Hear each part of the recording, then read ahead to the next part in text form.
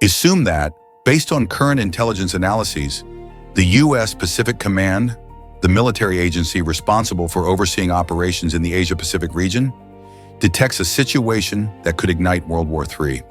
A Chinese missile brigade is loitering 100 kilometers from the Taiwan Strait, suddenly launching hypersonic missiles, the type of missile that flies many times faster than the speed of sound, toward Taiwan.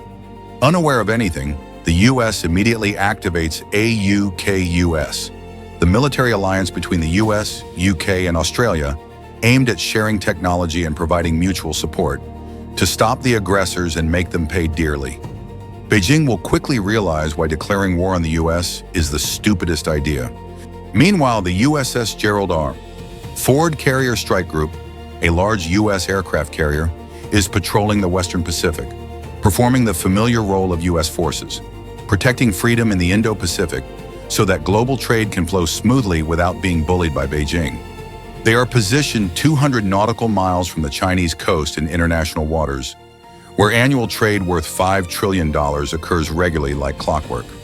The target classification was complete. The E-3 AWACS operators, a type of high-flying radar surveillance aircraft, had positively identified DF-17 hypersonic missiles streaking at Mach 5 speed, meaning 5 times the speed of sound, with a threat assessment of high to catastrophic. Inside the Pacific Fleet's Combat Information Center, the tactical action officer watched the Chinese vectors with the calm that comes from having firepower from 11 carrier groups loaded with enough precision-guided munitions to turn any Chinese invasion into a junkyard. The E-3 Sentry radar, the world's most advanced airborne sensor, painted a picture so clear you could count every detail on the incoming threats. At the Chinese brigade's launch speed, they'd impact Taipei in exactly 3 minutes. The math was simple but terrifying for China. Their DF-17 hypersonic missiles could cover the distance in under 2 minutes once airborne. But America's Aegis systems, a missile defense system on sea ships, on Arleigh Burke destroyers, could swat them like flies at 150 kilometers range. The commander wanted to know the probable intent of the Chinese assault. The answer was obvious. At current trajectories, they'd overrun Taiwanese defenses in 15 minutes. The recommendation was to go to general quarters. But the commander's response was pure American confidence. Let's see how badly they want to embarrass themselves first. That's even if they could get there safely. The Taiwan Strait was packed with merchant traffic, 50 commercial vessels within 40 miles. A Japanese container ship loaded with semiconductors, a South Korean tanker worth $300 million, all depending on the U.S. Navy's presence to guarantee safe passage. A Chinese success here would turn the world's supply chain into chaos. But that would require winning against America, which hasn't happened since never. America's integrated air and missile defense system automatically shared the threat data across every ally from Japan to Australia.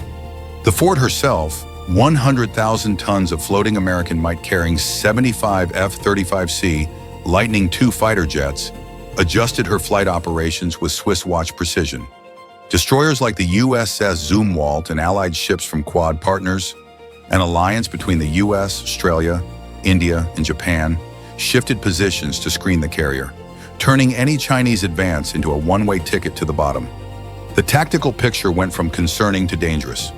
The E-3 AWACS, orbiting at 30,000 feet, providing a god's-eye view over 400 miles, detected multiple aircraft scrambling from Chinese bases in Fujian. The signatures matched J-20 Mighty Dragon fighter jets, climbing hard toward the strait as if they stood a chance. The controllers immediately noticed something hilarious. The J-20s were laboring for altitude, likely bogged down by fuel limits from their copied avionics and sanction-weakened engines. A minute later, sonar arrays, underwater sound detection equipment, added the final piece of China's clumsy puzzle. They picked up a submerged contact 50 nautical miles out, an acoustic signature like a Type 093 Shang-class submarine, noisy as a freight train. Any competent subcrew would be embarrassed. The Chinese weren't just aggressive, they were mounting a multi-domain intimidation with gear from the Soviet scrap heap. Outdated landing carriers from the 2010s, J-20 fighter jets that couldn't carry full loads, submarines so loud they might as well broadcast on AM radio. It was textbook bullying.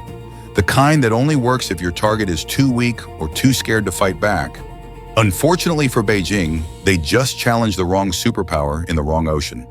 America had been perfecting Pacific dominance since 1945, and these Chinese forces were about to get a free lesson in why the U.S. reigned supreme. The Ford's flight deck erupted into controlled chaos that only American carriers have truly mastered. F-35C fighter jets from VFA 147 Argonaut Squadron rocketed off at 30-second intervals, a ballet of precision that Chinese ski jump carriers could only dream of matching. Steam billowed from the electromagnetic catapults as American naval aviation projected power. The first wave of F-35s climbed through 15,000 feet. Their AN/APG-81A ESA radars, an advanced type of radar, already painting the incoming J-20s at max range. The technological mismatch was almost unfair. The APG-81's thousands of transmit-receive modules could track dozens simultaneously, while the J-20's mechanically scanned arrays swept back and forth like lighthouses, telegraphing their positions. The J-20s were gasping for altitude, a stark reminder of China's engine woes and limited production. Barely 200 operational jets versus America's 1,000-plus F-35s. They climbed hard for energy advantage but burned fuel like amateurs. Meanwhile, American pilots launched at full combat weight, with fuel to spare and AMRAAM missiles rated E for everyone. But the visible edge was just the start. Every F-35 linked via MADL, a data fusion system, sharing intel in real time. When one saw a threat, all did. Chinese pilots, stuck with voice comms and isolated sensors, fought like blindfolded boxers against a network swarm. The tech gap wasn't years, it was decades. The EA-18G Growler's electronic warfare aircraft joined without a shot. These electronic warfare beasts carried NGJ pods that could jam Chinese electronics from 150 miles. As they orbited, Chinese comms fractured.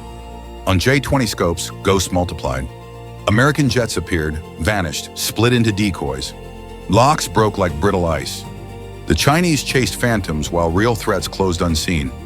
America executed the wall formation, a defensive wall, honed over decades, high cap at 35,000 feet, medium at 25,000, low at 15,000.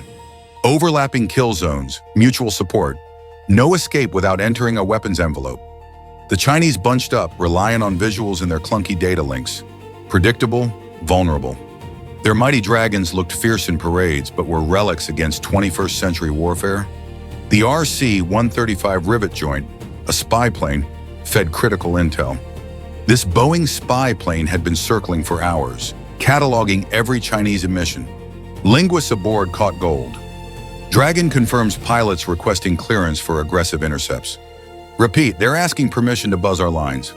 The Chinese escalated but begged approval first. American aces, drilled to seize initiative, found it comical. By Beijing's sign-off, the situation would have flipped thrice. Meanwhile, defenses on Guam tracked every threat mechanically. Their radars, capable of spotting baseballs at 200 miles, made Chinese carriers barn doors. Fire solutions updated non-stop, and soon they'd prove handy. A Chinese destroyer crossed the line, triggering instant retaliation. Their Type 346 radars locked onto a U.S. convoy with fire control precision, one breath from missiles. In warfare, it's like pointing a loaded rifle. America's response measured discipline from endless drills. The Chinese bet on American restraint. They learned restraint didn't mean weakness. The Pacific batteries stayed standby, but their THAAD, high-altitude missile defense system, and Aegis systems held enough to sink the Chinese South Sea Fleet twice over. SEM-6 missiles reaching 240 miles, Patriots in surface mode, all primed to make invaders reefs. Every solution refreshed. Chinese faced multi-angle doom with zero survival odds if kinetic. The lock lasted 30 seconds, long enough for bravado short of self-defense triggers. Choreographed aggression against the wrong foe. America documented it all. Timestamps, signals, bearings, gold for real war. But air action heated up. A J-20 pilot broke ranks, diving for a thump on an F-35, an intimidatory pass. The American pilot, Top Gun trained, rolled inverted and slotted the Chinese's 6 o'clock. For 4 seconds, a perfect shot. Helmet display lit the Dragon's exhaust in IR. One AIM-9X would have ended it. Discipline held. The moment passed, but China had one more card. The escalation peaked when the sub moved. The Shang-class boat crept closer, using thermoclines to hide. It erred, snorkeling for batteries. Sonar contact bearing 160. Range 10,000 yards. Contact snorkeling. Classified probable Shang. Noisy as a freight train. The captain didn't know, or care, that America's SOSUS net, underwater sound tracking system, tracked him for hours. Signature catalog, position pinned to meters. If hot, 8 seconds till a MiG-48 torpedo turned to chum.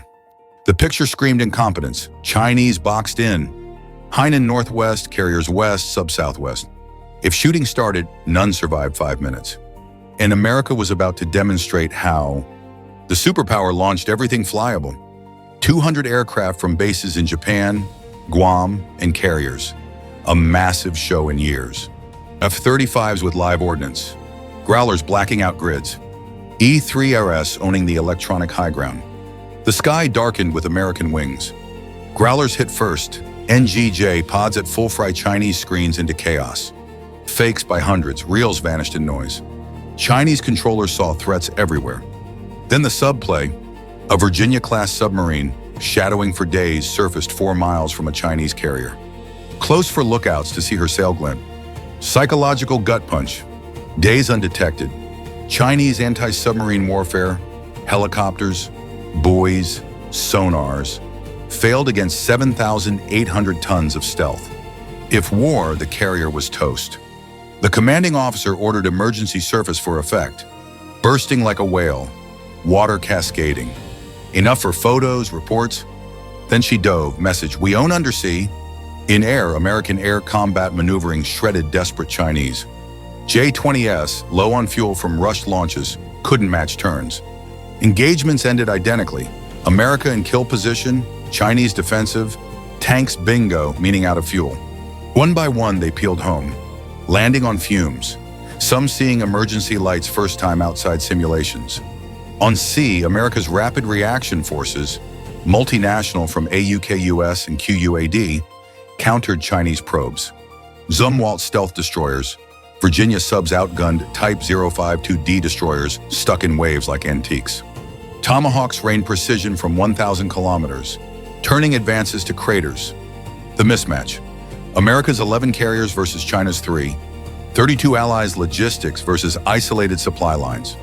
Nuclear shadows loomed. Chinese doctrine threatened tactical nukes if losing conventionally. But America's triad, Ohio submarines, Minuteman intercontinental ballistic missiles, B-21 bombers, held escalation dominance. A single Chinese nuke on Taiwan?